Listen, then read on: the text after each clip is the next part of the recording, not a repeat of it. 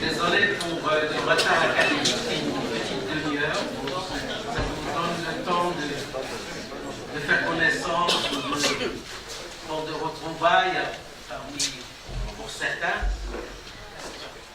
Alors, j'ai encore peur de nous mêler les pinceaux en ce qui concerne les honorables personnalités qui sont parmi nous. Si quelques erreurs protocolaires, veuillez m'en excuser, c'est pas mon point fort. Des erreurs, oui, c'est moi. Le protocole, le protocole, donc je souhaite la bienvenue à tout le monde, pour diplomatique, et bien sûr, les membres de la communauté, le Conseil de Sa Majesté, je ne sais pas dans l'ordre. Vous êtes ici parce que vous êtes des amis des archives et je suis très reconnaissant, je suis très content par cette présence importante qui, si elle a un sens, ça veut dire que vous pourrez dès demain constituer une association des amis des archives. Ça existe ailleurs et ça fait du bon au pays pour soutenir un projet. En guise de mot d'introduction, avant de donner la parole à M. Marc Ezekiel, président de l'Alliance israélite universelle, je vais rappeler certaines choses qui me tiennent à cœur dans ce contexte. Tout d'abord, la Constitution marocaine de 2011, on ne cessera jamais de le rappeler, elle a fort heureusement, et je souligne, fort heureusement consacré la diversité des composantes et affluents de la culture marocaine, dont l'affluent hébraïque. Ainsi, c'est une consécration, bien que le processus ait commencé avant. Ainsi, le patrimoine judéo-marocain qui plonge ses racines profondes dans l'histoire du Maroc depuis plus de 2 millénaires a commencé à faire l'objet de nombreuses actions de réhabilitation et de valorisation. Il s'agit bien, à mon sens, d'un devoir de mémoire qui est en train d'intéresser toutes les composantes de notre identité arabe, amazigh, juif, hassani et autres. C'est le Maroc pluriel. C'est ça le sens de la Constitution 2011. En tout cas, à mon humble avis. Parce qu'il est temps, il était bien temps que les idéologies totalitaires qui avaient jadis le vent en poupe cessent de nous imposer des ornières. Nos enfants et nos petits-enfants, je parle pour moi, pour les jeunes, nos enfants n'ont des juifs que des images réductrices créées par certains médias sous les interférences du conflit israélo-palestinien du Moyen-Orient. Or, l'histoire du judaïsme marocain ne peut être réduite à des clichés à l'emporte-pièce. Cette histoire est beaucoup plus riche, plus variée et surtout plus nuancée. Il s'agit d'un patrimoine dont la réappropriation incombe à chaque Marocain, né juif, musulman ou autre. La réappropriation est certes une opération de longue haleine, une opération lente, mais indispensable pour se réconcilier avec soi, pour se réconcilier avec notre histoire. Ce qui est fait actuellement au Maroc va dans un sens tout à fait louable. Il est symptomatique d'une évolution des mentalités. On n'aurait pas tenu ce propos il y a 40 ans. Une évolution des mentalités et d'une volonté politique en haut lieu.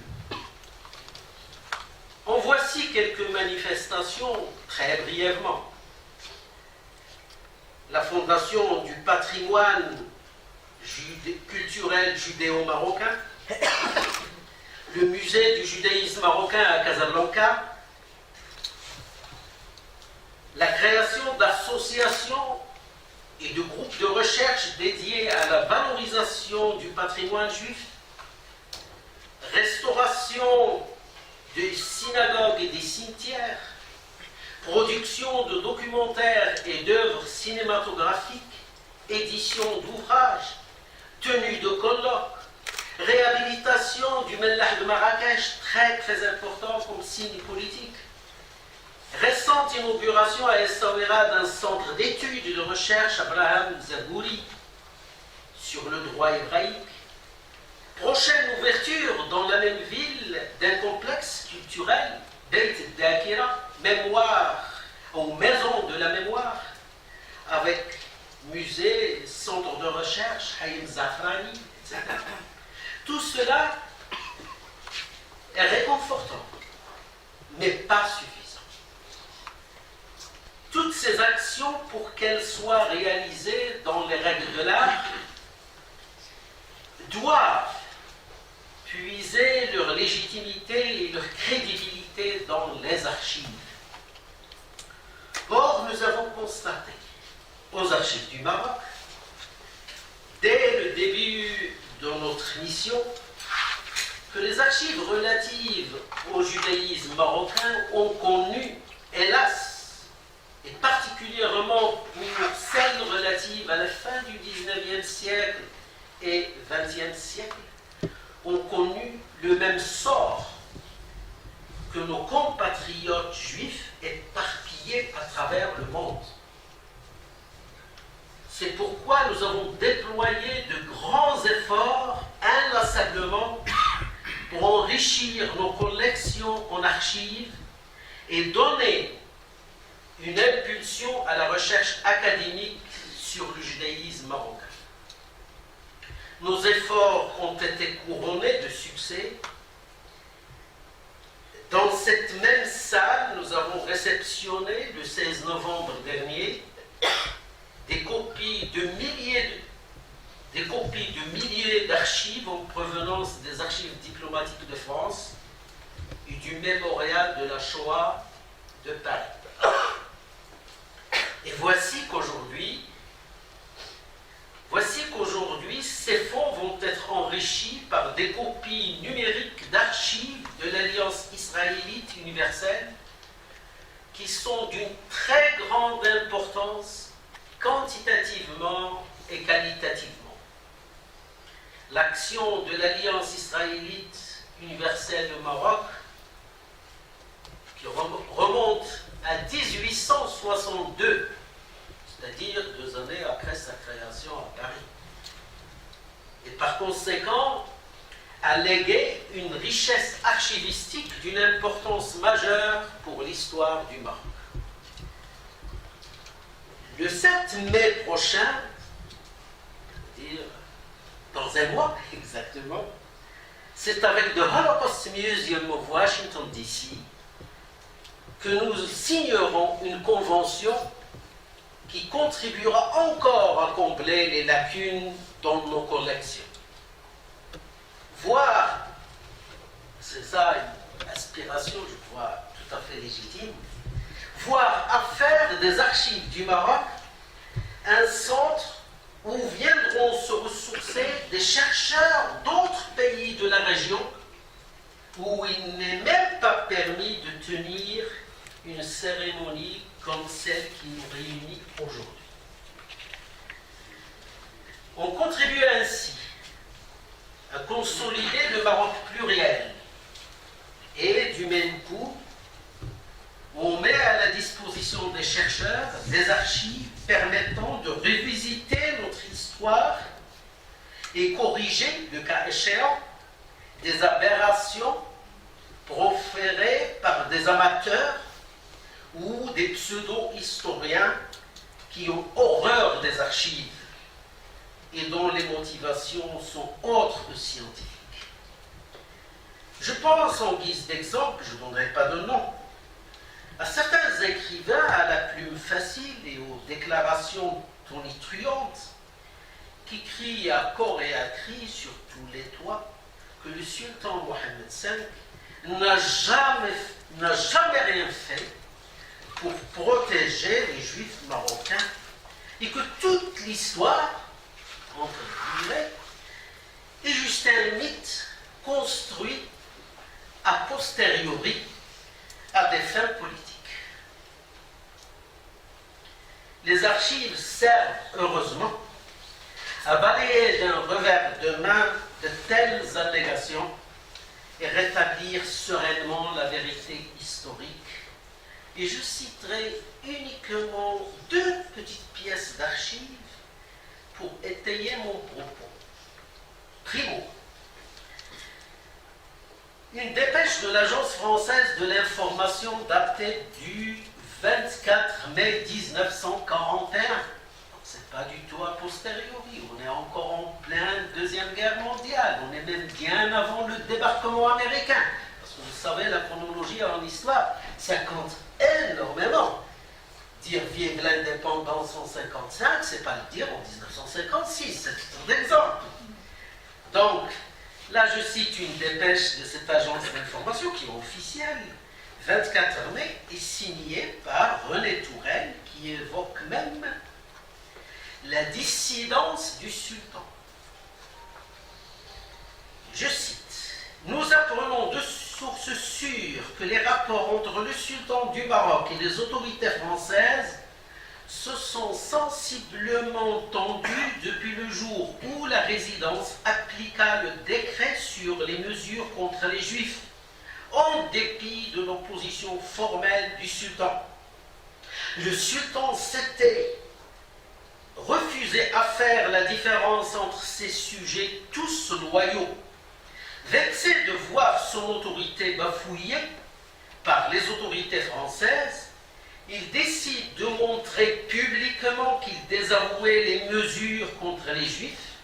Il attend la fête du trône pour le faire. Le sultan a l'habitude d'offrir un grand banquet auquel assistent les officiels français et les personnalités éminentes du monde indigène. Pour la première fois, le sultan invita au banquet les représentants de la communauté israélite qu'il plaça ostensiblement aux meilleures places, voisins immédiats des officiels français.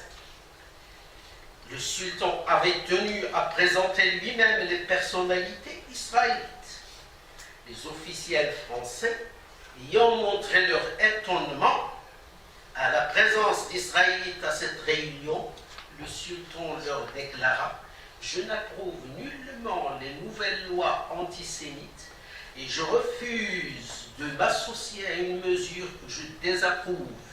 Je tiens à vous informer que comme par le passé, les Israélites restent sous ma protection et je refuse qu'aucune distinction soit faite entre les sujets. » Et Alain Touraine de commenter cette sensationnelle déclaration a été vivement commentée par toute la population française et indigène.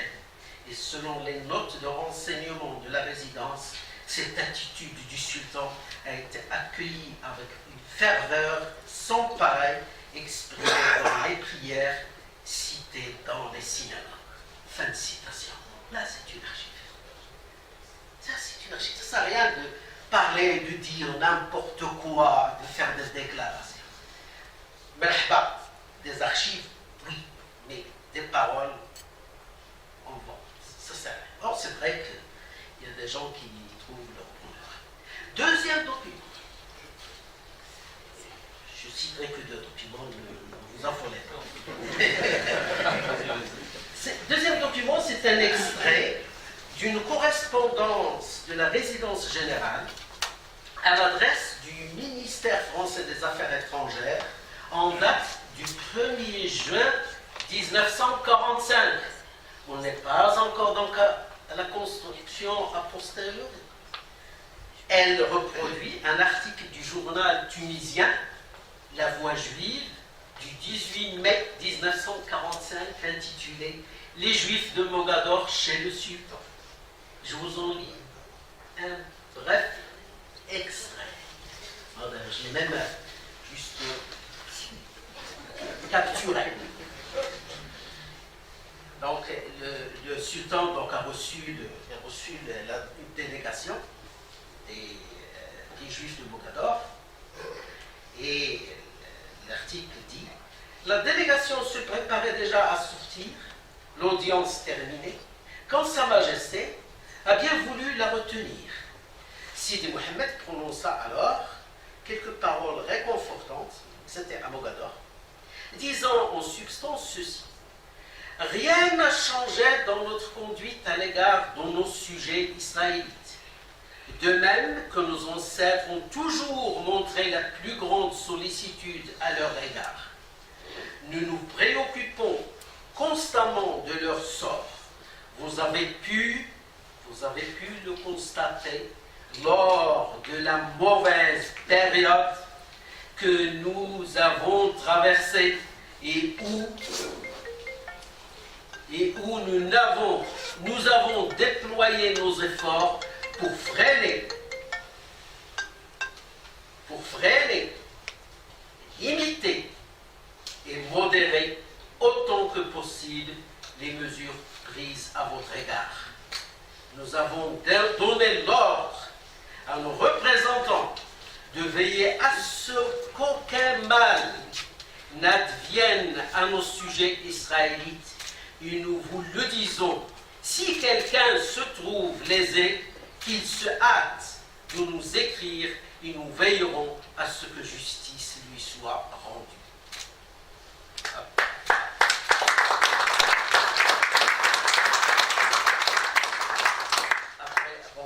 Le document, après ces paroles bienveillantes, la délégation a remercié vivement le souverain. Je conclue. Nous avons donc besoin d'archives. Nous avons besoin d'archives qui seules ont une valeur probante.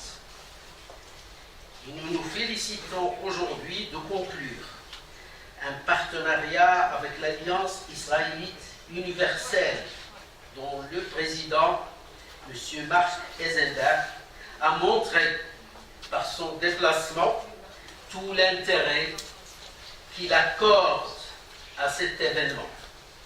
Je l'en remercie profondément, comme je remercie tous ceux qui ont préparé avec moi la convention de partenariat, particulièrement mon ami Ariel Danan, et quelqu'un qui cela tient tellement à cœur, mais qui n'a pas pu se joindre à nous aujourd'hui. Je pense à M. André Gomez.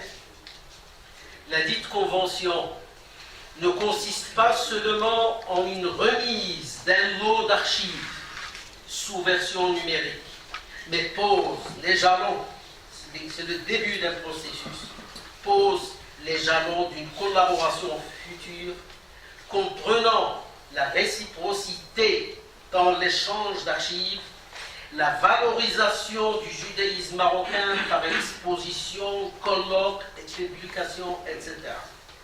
Un grand merci donc à l'Alliance, en la personne de son président, M. Marc Eisenberg, auquel je cède la parole.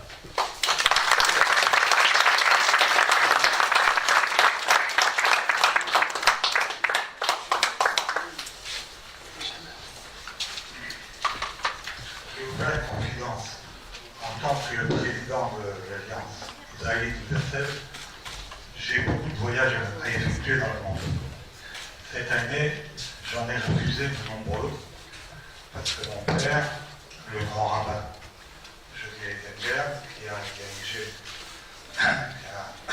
qui est responsable du programme religieux sur France 2 pendant 55 ans à la télévision française, m'a quitté il y a 3 mois.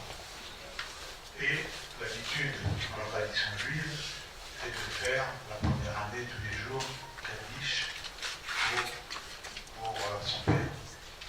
Mais au Maroc, je savais que ça ne serait pas un problème de réciter cette prière de Kaddish. Je savais que ce n'était pas un problème. Pourquoi je dis ça? Parce que pour moi, c'est la preuve aujourd'hui encore de cette formidable coexistence entre juifs et musulmans au Maroc.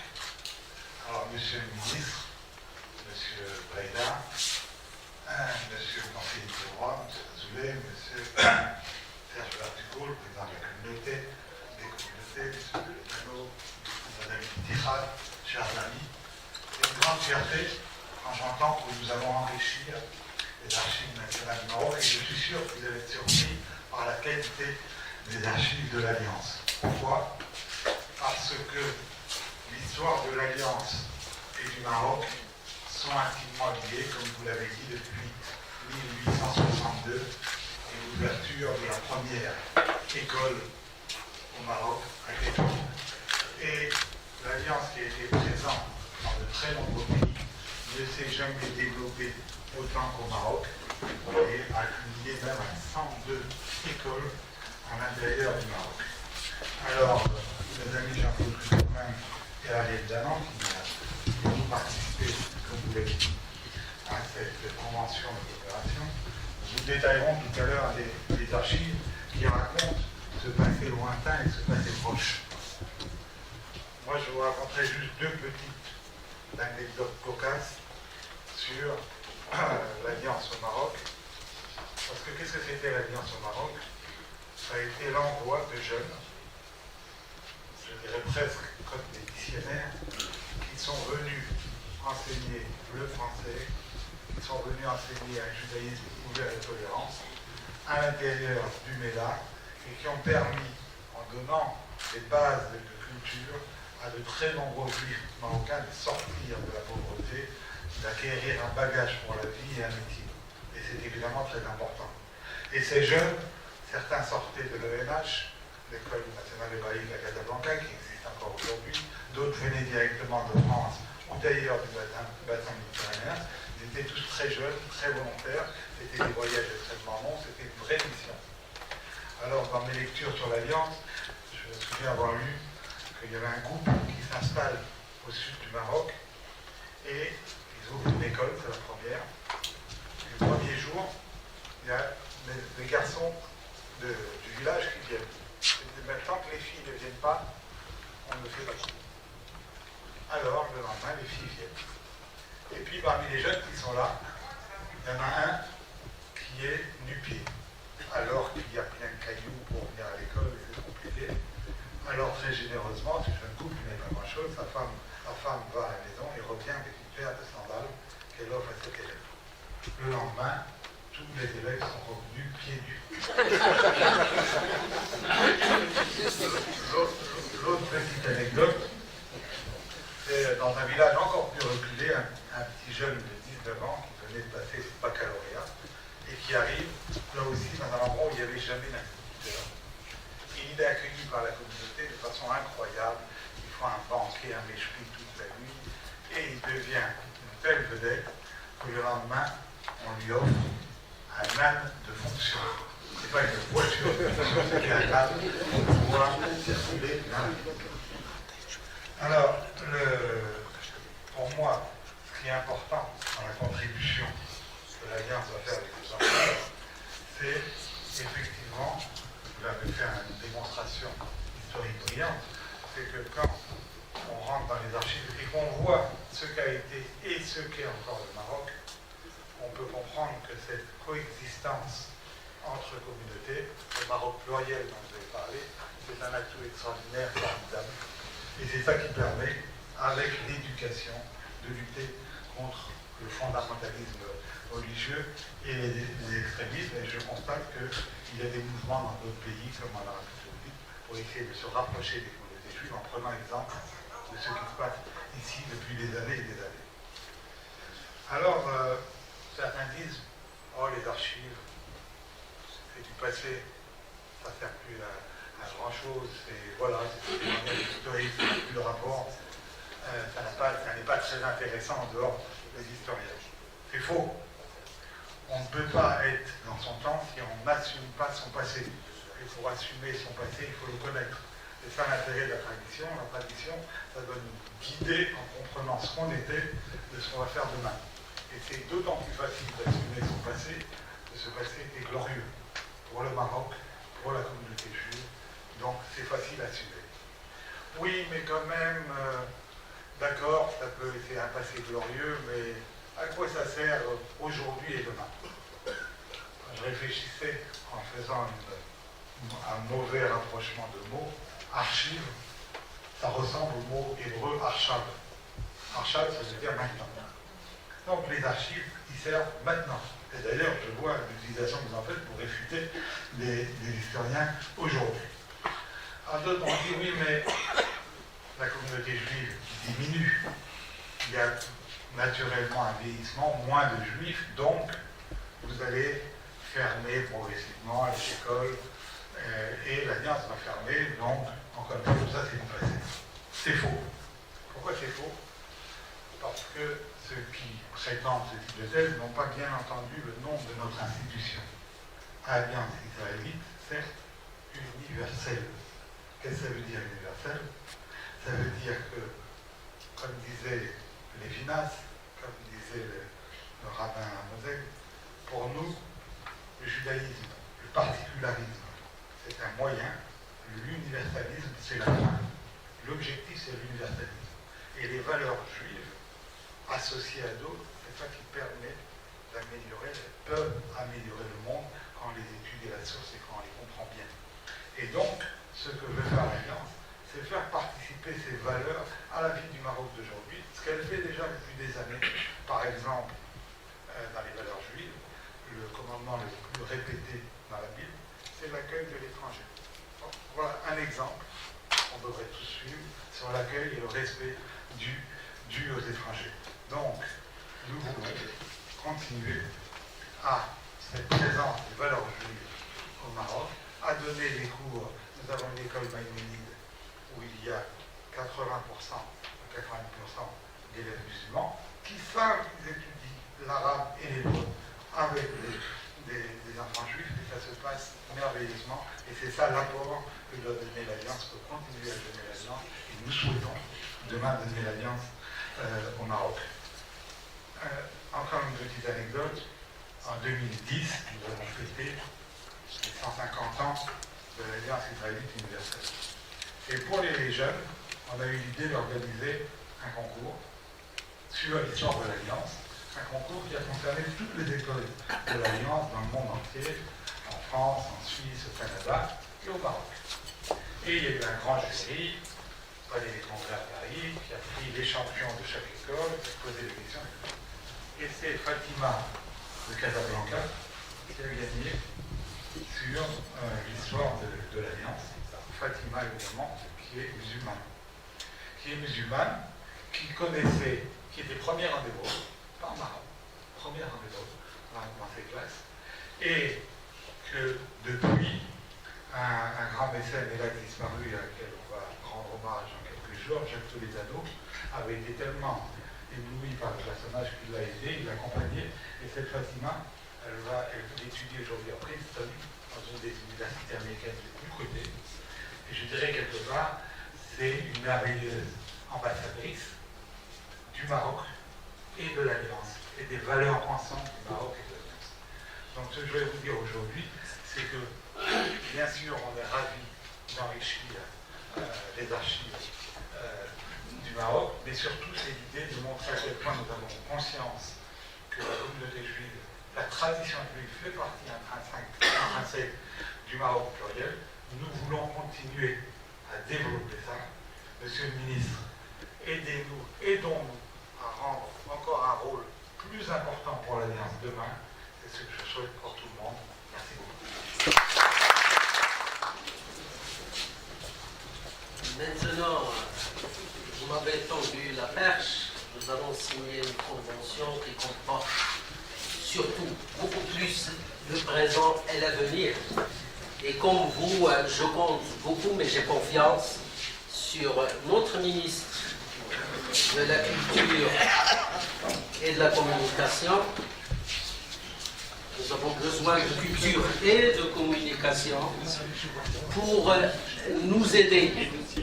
Ah, mais ça, oui, ça, cher monsieur le ministre, je sais que ça vous tient à cœur maintenant.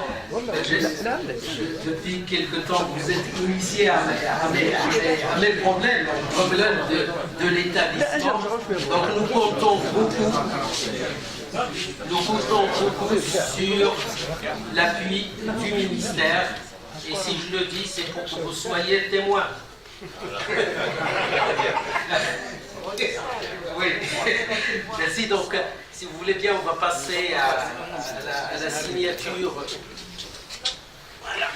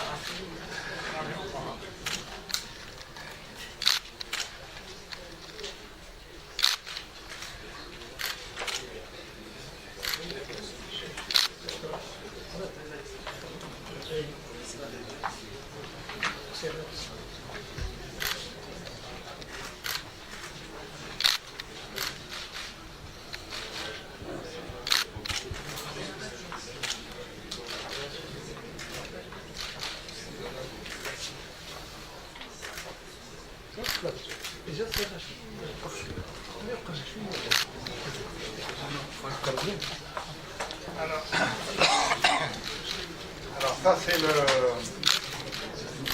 l'inventaire des archives que nous remettons aujourd'hui. Alors il y a 3 camions qui vont rentrer dans la salle avec les 11 000 documents. Non, finalement on a trouvé que c'était plus pratique, plus facilement utilisable. Voilà. Merci beaucoup.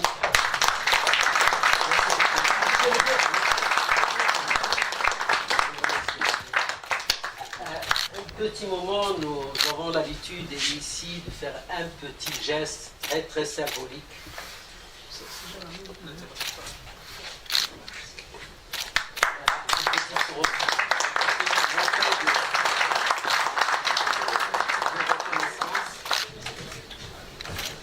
Oui, oui. Et je repars plus lourd que je suis venu malgré le contenu des voilà, soyez témoin, une petite clé USB contre tout cela. Vous voyez, le souci est perdant pour une fois. Le souci que je suis. Merci beaucoup. Merci. Donc maintenant nous allons passer aux choses sérieuses, à savoir la conférence de Jean-Claude, de mes amis Jean-Claude Kupermink et Ariel Danan. C'est le Maroc dans les archives de l'Alliance israélite universelle. C'est Jean-Claude, c'est toi qui...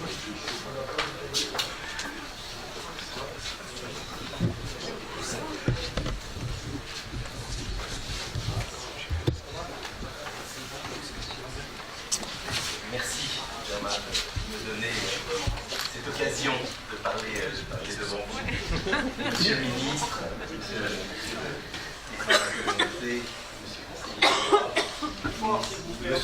monsieur le président de l'Alliance et tous, chers amis de Rabat, de Casablanca et d'ailleurs. Je suis évidemment très honoré d'être parmi vous aujourd'hui pour la signature de cette convention entre les archives du Maroc et celle de l'Alliance israélite universelle. La coopération internationale est vraiment un des modes d'action favori de la Bibliothèque de l'Alliance, et cela depuis de nombreuses années. Nous avons conclu des accords pour des travaux communs et nous avons travaillé à la mutualisation dans de nombreux domaines. Nous sommes membres fondateurs de l'Association des bibliothèques juives en Europe. Nous avons fait partie de la Commission mondiale des archives juives. Nous avons participé à de nombreuses publications, de nombreuses conférences, dont je citerai par exemple celle qui a eu lieu à Potsdam en 1999, qui plaçait les archives juives comme une partie intégrante du patrimoine culturel de l'Europe. Depuis les débuts du processus d'informatisation et de numérisation à l'œuvre dans nos métiers de la documentation et du patrimoine écrit, la Bibliothèque de l'Alliance a été très active en créant par exemple le réseau Rachel des bibliothèques juives en France, ou encore en intégrant la bibliothèque numérique européenne, Europeana, un consortium de 10 partenaires qui permettent de mettre en valeur les contenus juifs dans une base de données à accès public en Europe. Elle développe actuellement sa propre bibliothèque numérique que je vous invite bien entendu à découvrir. On ne se rend pas assez compte souvent de la somme d'efforts, de la somme de prévision, d'anticipation, de moyens humains et financiers pour réaliser les opérations nécessaires à la mise à disposition de documents numériques en ligne ou pas. Vous avez vu donc la petite clé USB qui a été transmise aujourd'hui. Il faut imaginer qu'à l'origine, il y a des mètres et des mètres linéaires d'archives, des kilos de papier qui sont réduits, alors substantifiquement si j'ose dire, dans cet instrument aujourd'hui. Chaque étape a son importance et son coût. Il faut acquérir les documents, il faut les conserver dans les meilleures dispositions possibles, il faut les décrire selon les normes en vigueur, ce qui est encore plus important à l'heure des systèmes informatisés et partagés dans le monde entier. Il faut réaliser les numérisations après avoir préparé les dossiers page à page, avec patience, organiser les documents pour leur assurer la meilleure lisibilité et la conservation la plus pérenne. Enfin, il faut mettre en place un dispositif de communication des données numériques en interne ou sur Internet, sur le web.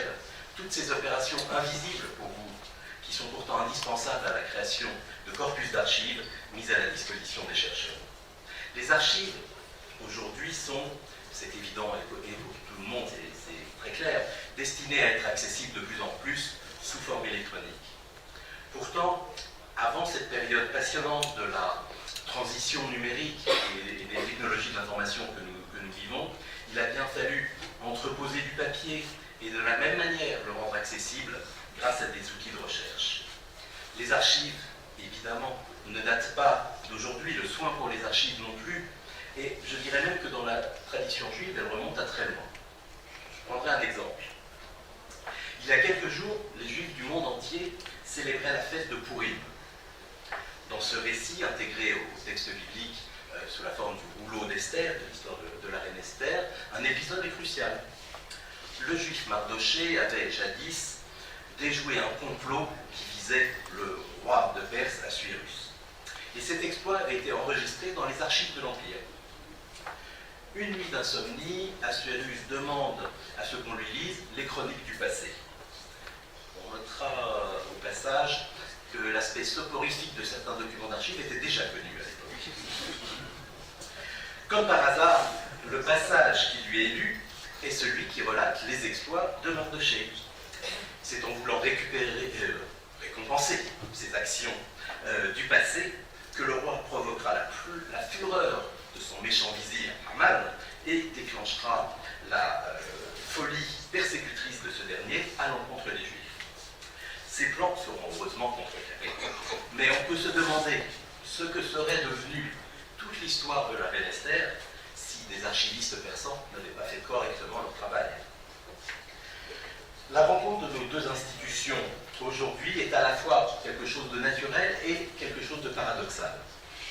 Naturel parce que, comme il a déjà été rappelé, et comme Ariel Danon l'illustrera largement dans sa contribution, la place du Maroc dans l'histoire de l'Alliance israélite universelle et de tout son développement est prépondérante. Mais elle est également paradoxale parce que c'est aujourd'hui une vieille dame, une institution privée, toujours très active, mais finalement relativement dimension qui se rapproche d'une institution nationale qui, elle, est une toute jeune institution. Les archives organisées de l'Alliance ont environ une soixantaine d'années aujourd'hui. Mais les archives du Maroc n'ont que quelques années, comme l'a rappelé Jamal Baïda, depuis environ 4 ou 5 ans. Il est remarquable qu'un État aussi ancien que le Royaume du Maroc ne se soit doté que très récemment d'un outil moderne et de qualité pour garder sa mémoire. Je voulais rendre hommage au formidable parcours effectué en très peu de temps par Jamal Baïda, en si peu d'années, pour mettre en place un système d'archives moderne, efficace, efficient. Et il faut mesurer vraiment toute la valeur de ce travail, l'importance de ce travail. Un des modes d'action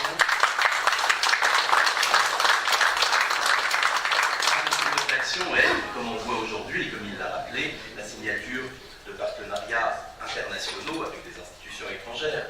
Mais il faut bien savoir que le travail quotidien, celui que j'ai évoqué tout à l'heure pour les archives, il est mené ici même par une équipe que nous avons découverte tout à l'heure grâce à une très sympathique visite des archives, et que Jamal Baïda et son équipe sont des gens infiniment dévoués, infiniment professionnels, qui méritent toute la confiance que le gouvernement du Maroc leur porte et qui vont, j'en suis sûr, développer encore leur activité. Que l'Alliance israélite universelle soit à la tête d'une si riche collection d'archives ne va pas de soi. Toutes les institutions, même anciennes, n'ont pas conservé leurs archives et n'ont pas fait le travail nécessaire pour les rendre accessibles. Le cas le plus fréquent, malheureusement, est celui de perte, de négligence, voire de destruction d'archives.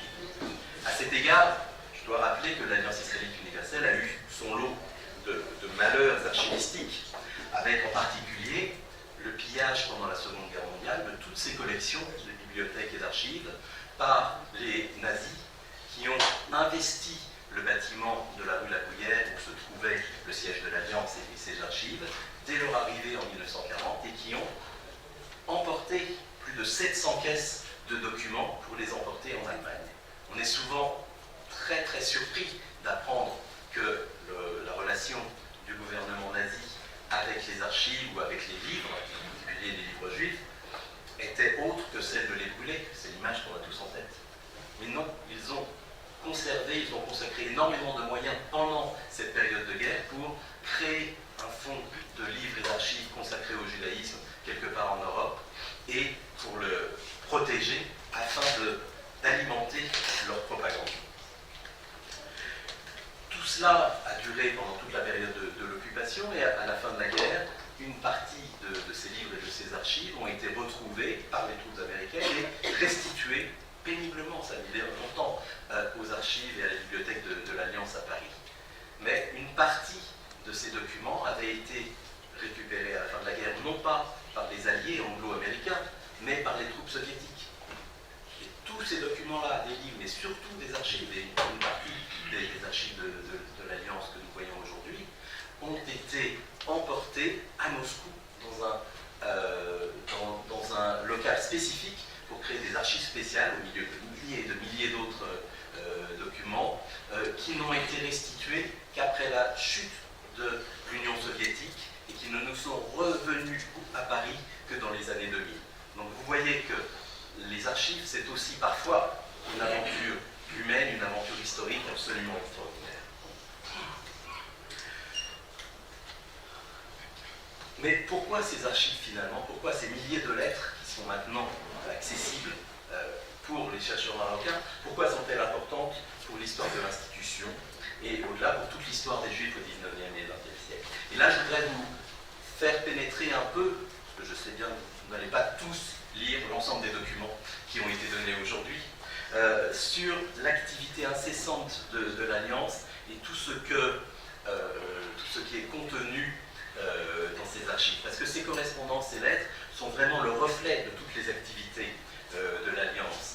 Chaque école, aussi petite soit-elle, aussi isolée fut-elle, était tenue d'envoyer tous les 2 mois des rapports à l'Alliance à Paris pour expliquer tout ce qui se passait dans son école. Et on y trouvait les rapports financiers, l'historique local, et même liste des livres qui se trouvaient dans la bibliothèque. Mais les archives, ça va servir non seulement à raconter ce qui s'est passé à l'intérieur des écoles, et c'est déjà très important, mais aussi cela fournit une masse de témoignages, de documents quotidiens sur la vie des Juifs, leurs conditions de vie dans leur entourage au Maroc. Dans bien des endroits aussi, le directeur ou la directrice de l'école de l'Alliance israélite universelle était la seule personne, la seule autorité auprès de laquelle les populations juives pouvaient trouver du secours. Et malheureusement, innombrables sont les exemples qu'on lit aussi dans nos archives, d'agressions, de meurtres, d'accusations infondées, de conversions forcées, de razzias et de pillages que les Juifs ont dû subir sous toutes les latitudes, au Maroc comme ailleurs. Les archives sont également utiles pour écrire une histoire, comme l'a dit Jean Greta, une histoire équilibrée du passé, une histoire qui ne doit pas tomber dans l'exagération ni dans la victimisation, mais qui doit, sans négliger les violences subies, sans occulter bien sûr non plus les moments heureux de fraternisation et d'échange constructif, nous donner une image réelle de ce que fut la présence juive du passé, et en particulier au Maroc. Maintenant que tous ces documents vont être très facilement accessibles aux étudiants marocains, aux chercheurs, dont beaucoup d'ailleurs sont déjà venus dans le passé travailler à la bibliothèque de l'Alliance à Paris, nous savons que la connaissance de la vie juive au Maroc, dans tous ses aspects, va devenir plus immédiate, plus répandue, également, j'espère, dans l'ensemble de la population marocaine. C'est bien le souhait de l'Alliance israélite universelle de contribuer à développer cette connaissance. C'est pourquoi j'espère que notre convention, comme tu l'as dit, Chana, va être non seulement l'aboutissement d'un travail de plusieurs années, mais le premier pas vers un usage intensif de ces archives ici, mais aussi vers un flot continu d'échanges entre le Maroc et la France. Les étudiants peuvent circuler dans les deux sens. Les professionnels, les archivistes, les bibliothécaires, ceux que j'ai rencontrés tout à l'heure, peuvent bénéficier aussi de moments de formation partagés d'un côté ou de l'autre de la Méditerranée. Les chercheurs universitaires, mais aussi les familles en quête d'informations sur leur passé, vont pouvoir, j'espère, bénéficier du réseau des archives marocaines pour enrichir leurs recherches ici même, alors que c'est pratiquement impossible à faire depuis Paris.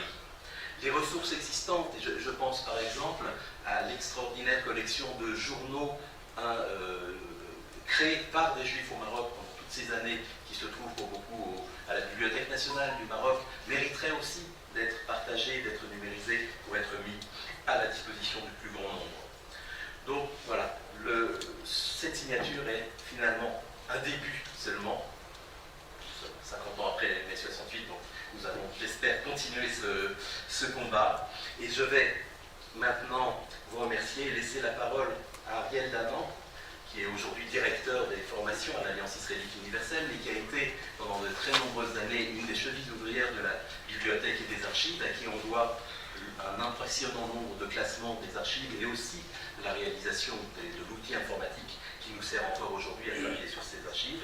Je vais l'inviter à nous rejoindre et à nous proposer quelques extraits savoureux des archives de l'Alliance pour mieux vous faire goûter leur contenu.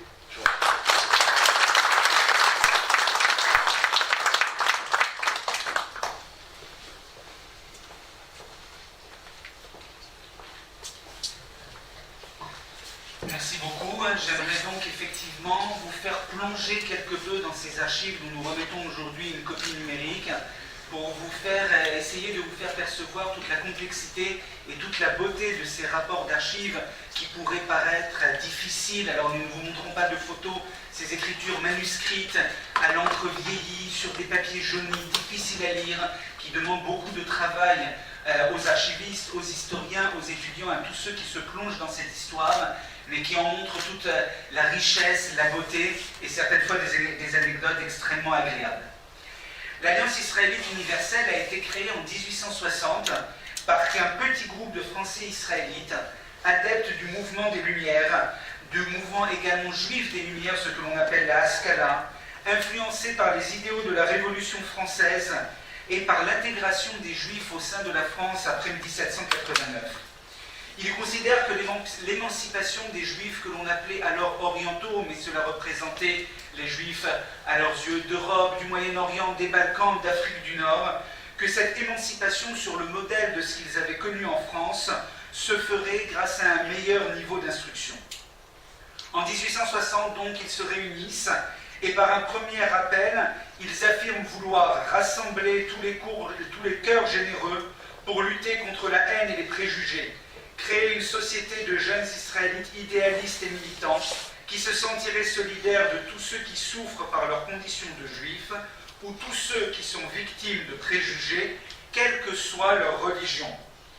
Faire enfin que la culture supplante l'ignorance de quelques fanatiques pour le bien de tous. Venez à nous, nous fondons l'Alliance israélite universelle.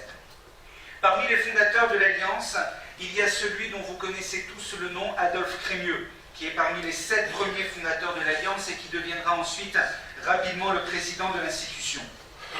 80 ans après, celui qui sera président de l'Alliance pendant plus de 30 ans, c'est René Cassin, prix Nobel de la paix, rédacteur de la Déclaration universelle des droits de l'homme, et à qui le général de Gaulle avait demandé de prendre la présidence de l'institution de l'Alliance israélite universelle en pleine Seconde Guerre mondiale. Au moment de la création en 1860, les quelques fondateurs, ces jeunes idéalistes, décident dans un premier temps, au-delà d'une action politique extrêmement difficile à assurer, de créer un réseau scolaire qui va avoir une importance tout à fait capitale. Et il est tout à fait symbolique que la première école de l'Alliance ait été ouverte au Maroc, à Tétouan. En 1864, donc 4 ans à peine après la création de l'Alliance, 2 autres écoles sont fondées à Damas et à Bagdad. Entre 1880 et 1914, de nombreux établissements ouvrent à travers l'Empire ottoman, la Bulgarie, l'Afrique du Nord, le Moyen-Orient. Pour finalement, à la veille de la Première Guerre mondiale, une institution qui dirige 183 écoles, accueillant 45 000 enfants. À cette même période au Maroc, il existe 12 écoles pour garçons et filles, nous y reviendrons, qui scolarisent 5 000 enfants.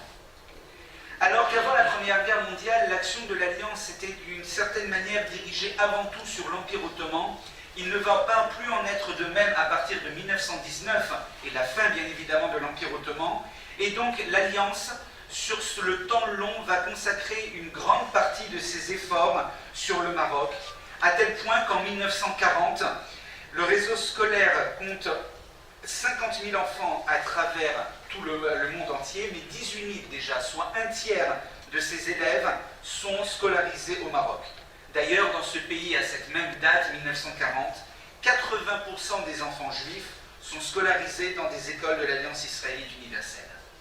Comme le disait Jean-Claude Kupernak, les instituteurs, les dirigeants de ces écoles étaient obligés d'envoyer des rapports réguliers à l'institution, à la direction à Paris et rue La Bruyère. C'était une institution extrêmement jacobine, issue de la Révolution française, qui contrôlait tout du fonctionnement de ces écoles, et cela donne une richesse absolument incroyable à ces rapports, écrits en très grande partie, dans la majeure partie des cas, en langue française.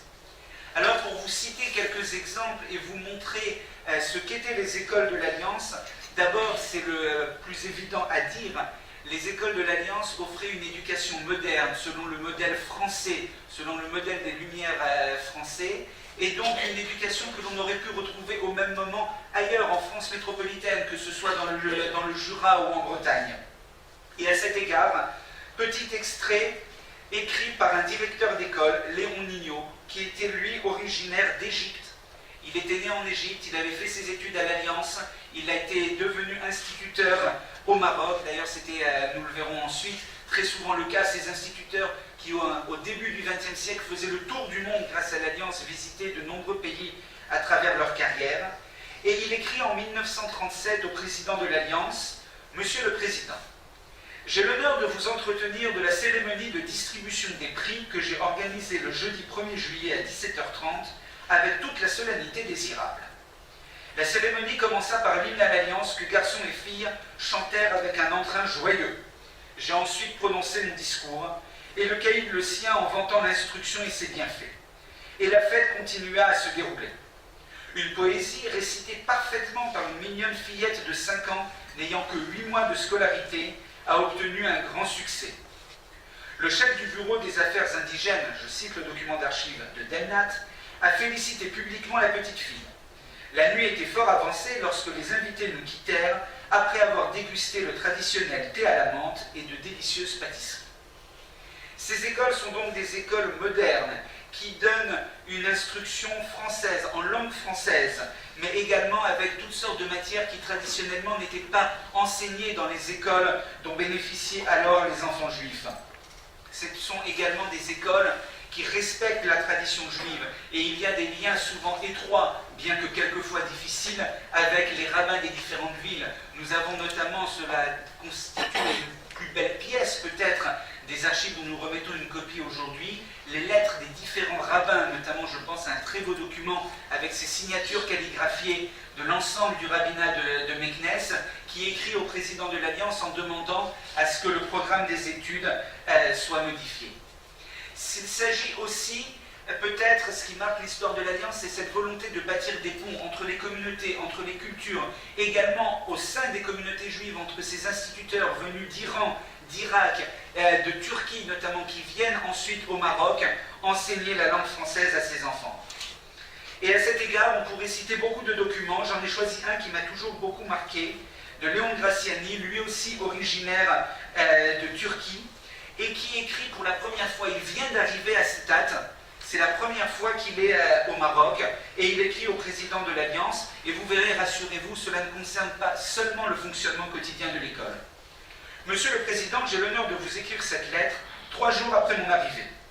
Débarqué le 18 janvier à Casablanca, je n'ai pu reprendre mon voyage que le 27. Il m'a été impossible de trouver des mulets et un guide avant cette date. On suit une route bordée par des champs s'étendant à perte de vue. Dans cette plaine fertile, au dire de mon guide, on ne voyait pas un seul épi de blé. Il paraît que cet hiver, il n'a pas plu dans cette région et que la misère y est grande. Là et là, quelques chaumières de paysans venaient rompre la monotonie du chemin.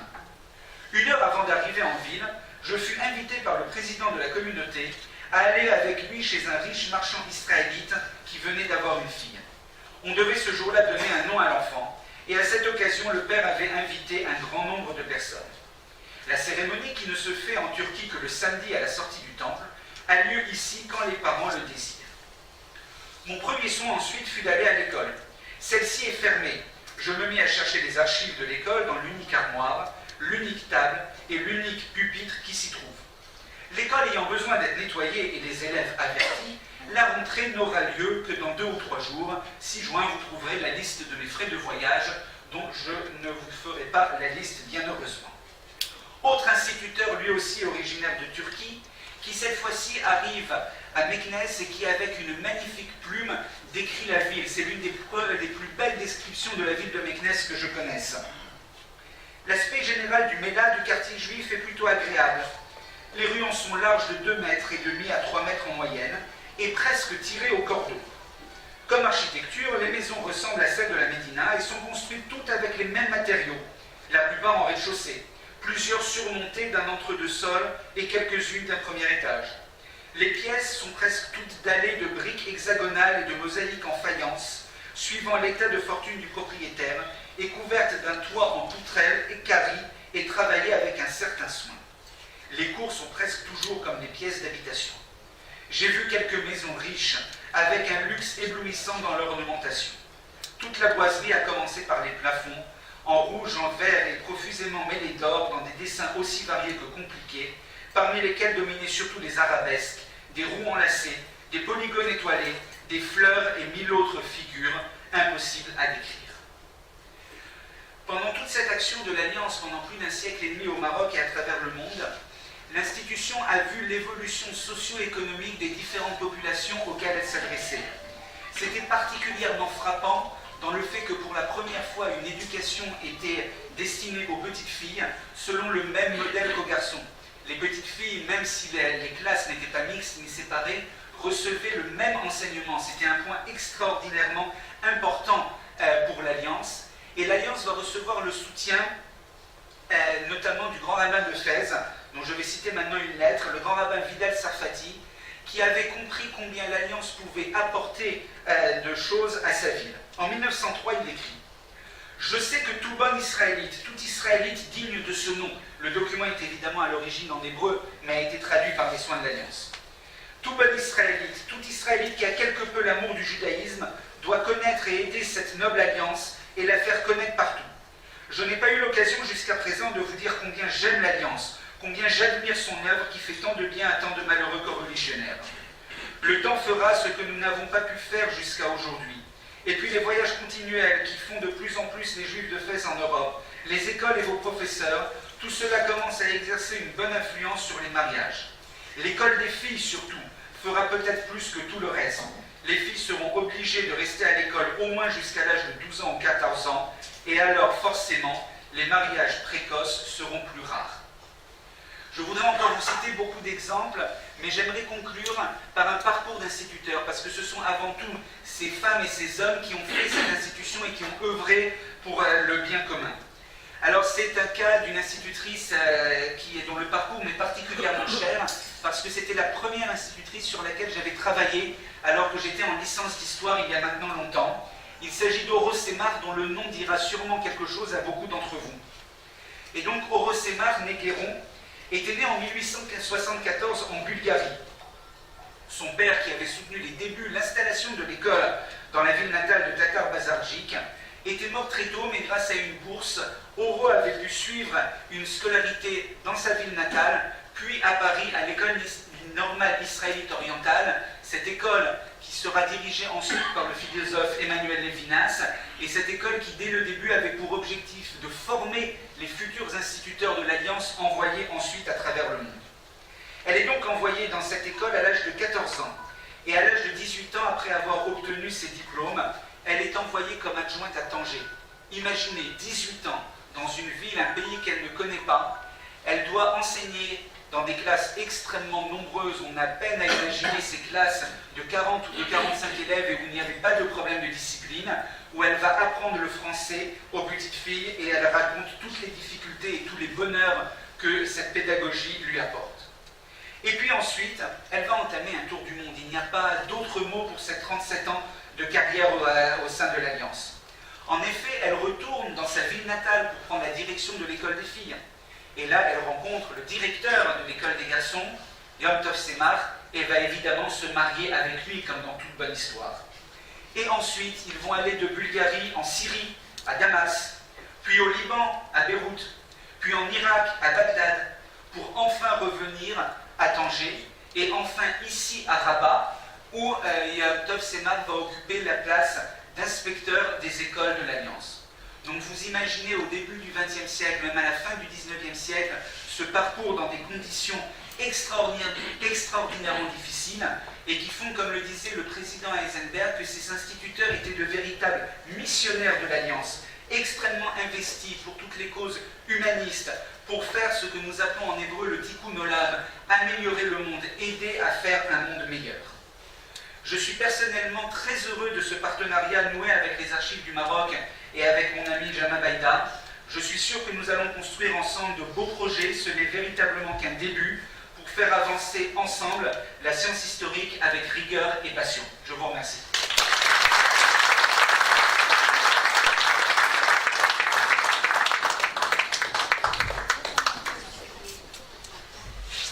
Bon, maintenant, je pense que les deux conférenciers nous ont donné l'appétit, l'envie de consulter les 240 000 pages. Vous êtes les bienvenus aux archives du Maroc dès la semaine prochaine pour la consultation. Maintenant, en attendant, il y a une petite réception. Merci.